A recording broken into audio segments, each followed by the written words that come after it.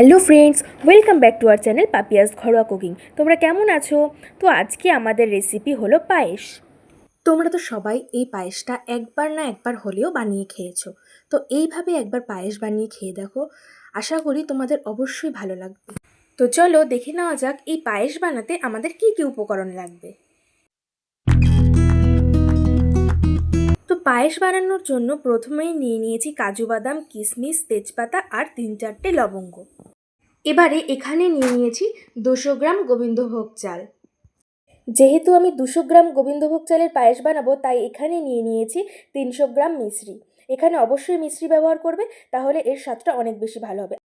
এবারে এখানে নিয়ে নিয়েছি 2 লিটার দুধ। 500 যেই লিকুইড দুধের প্যাকেট হয়, আমি এখানে 4 প্যাকেট ইউজ করেছি। তোমরা চাইলে এখানে গরুর দুধেরও ব্যবহার করতে পারো। এবারে আমি একে একে 4 প্যাকেট দুধ এখানে দিয়ে দিচ্ছি।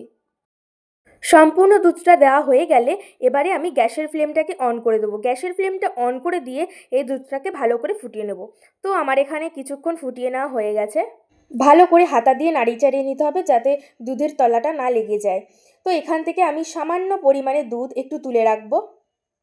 দুধটা তুলে রাখা হয়ে গেলে এর মধ্যে যেই গোবিন্দভোগ চালটা আমরা ধুয়ে রেখেছিলাম, সেই গোবিন্দভোগ চালটা এর মধ্যে দিয়ে দিতে হবে। সম্পূর্ণ চালটা দেওয়া হয়ে গেলে এটাকে ভালো করে নাড়িয়ে চাড়িয়ে নিতে হবে।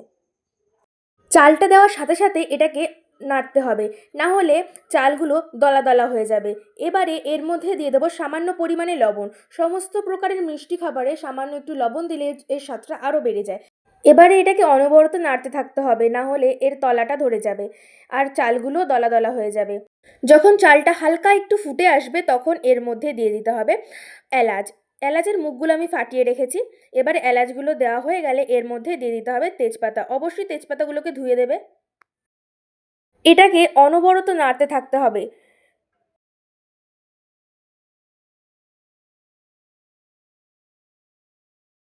এভাবেই অনবরত নেড়ে চেড়ে দুধটাকে ফুটিয়ে নিতে হবে। যখন দুধটা ফুটে আসবে, তখন একটু দেখে নেব যে চালটা ভালো করে সেদ্ধ হয়েছে কিনা।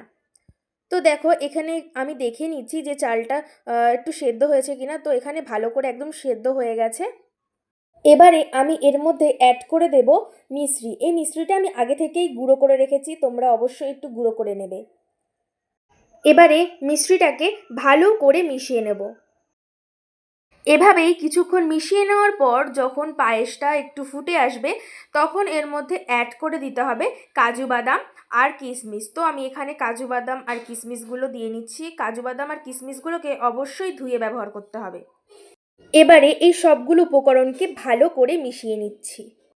এবারে প্রথমে যে দুধটাকে আমরা একটু তুলে রেখেছিলাম, সেই দুধটার মধ্যে এবার দিয়ে দেবো 2 চামচ গুঁড়ো দুধ। এখানে চামচটা একটু বড়, তাই 2 চামচ দিয়েছি।